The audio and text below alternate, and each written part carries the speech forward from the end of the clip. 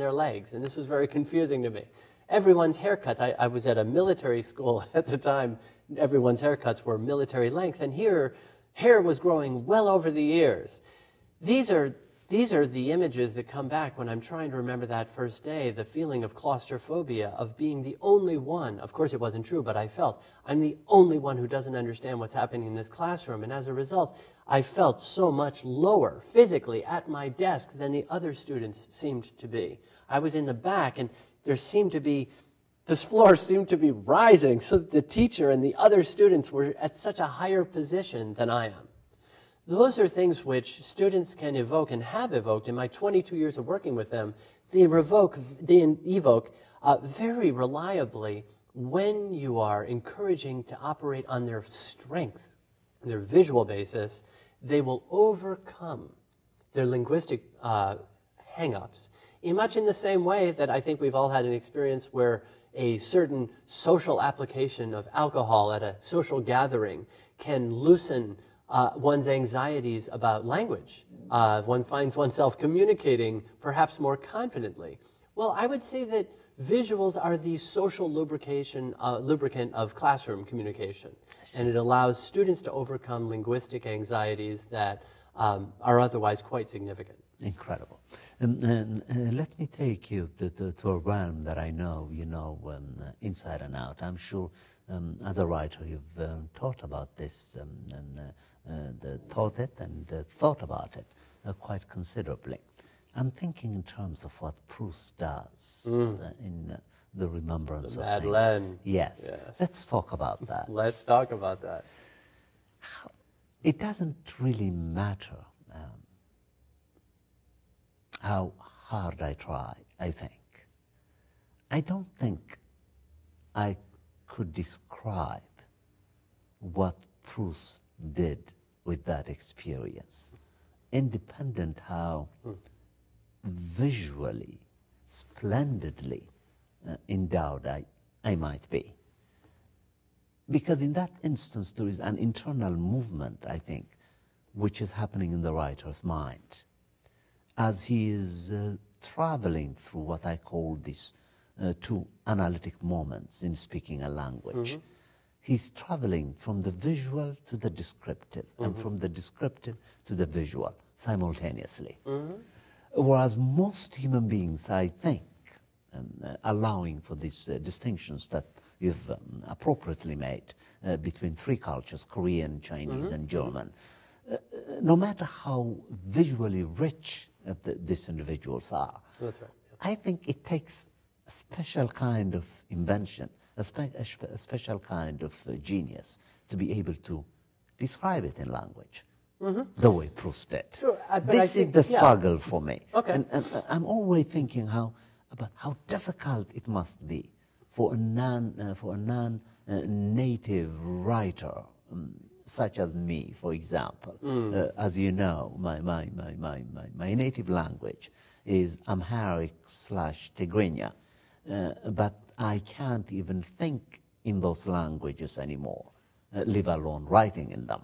I have become very much like Conrad, the Polish writer, an Ethiopian who writes in English. But I always wonder if I could ever write as richly and as meticulously as the native speaker of English does, independent of my visual endowment. I would say you set a bar that is quite high for our international students to meet in their undergraduate level. I would say that the question is an excellent one for you and for me as we reach a point in our lives when looking forward and looking back are equally rich. And we have a wealth of experience and a wealth of vocabulary to describe those experiences. Whereas our undergraduates are coming, and they're not trying to be Conrad or Proust yet. They're just trying to learn a language. They haven't eaten enough Madeleine quite yet. I see. Or they're still eating those Madeleine. They're not far enough away from the Madeleine moment for it to be evocative. It's still a becoming moment. It isn't a moment in the past. So what I notice with my international students is the exact same thing that I've noticed with my children as I trained them to and encouraged them to pay attention to the visual language of their dreams. The brain needs to be trained. The more you pay attention to your own visual imagery, the more access you have to it, and the richer it becomes. The same is true of our international students. You are absolutely correct that a first semester student will absolutely not be Marcel Proust. I would argue to say that no American first year student would be either. Marcel Proust. But what we're looking at is an accretion of abilities. Okay. That let's take Proust's example because you put I it thought out it's there. appropriate. Yeah. It's a great example.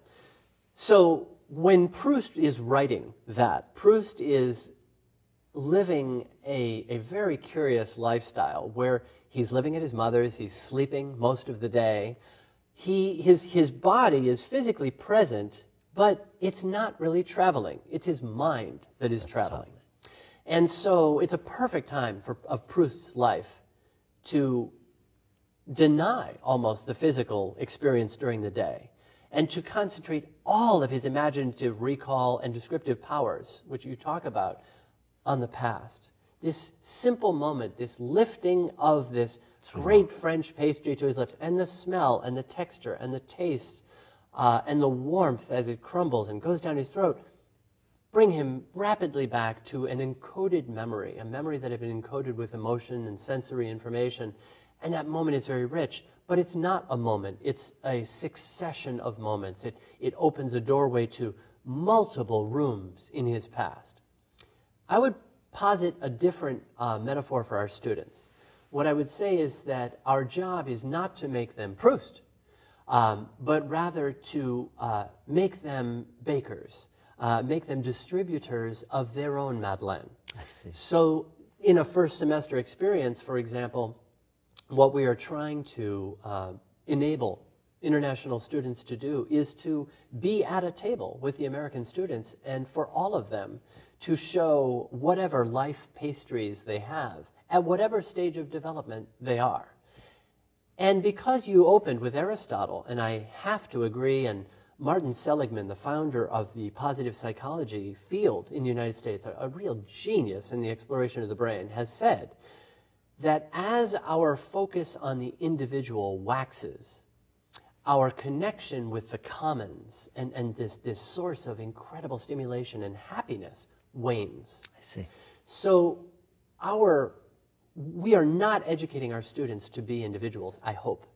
We're educating our students to be active communities in which their individuality is emerging from shared experience, so that the Chinese student will be talking about the moon-shaped cookie or cake that he ate at the Chinese New Year. And the Korean will be fascinated that his culture also has these crescent cookies at the New Year, but they taste slightly differently, and they maybe don't have red bean paste in them, and they have a different texture. And how interesting that they're different and yet so many similarities. The German will be thinking, you know, you're crazy. We don't do anything like this at New Year's. And why moon-shaped? Because he will not understand that their New Year's is a lunar New Year as opposed to our solar New Year. So that's an incredibly rich learning opportunity right there. And what an amazing opportunity for the American to be listening in on this and thinking we don't have a pastry at New Year's. There is no dessert. There's champagne, there are different things. And for the American student to realize that they have just as much to learn from the international students as the international students do from the Americans, and all triggered by a pastry. Incredible. Now, Pratt, I'm sure we have been quite disturbed by this. I find this descriptive term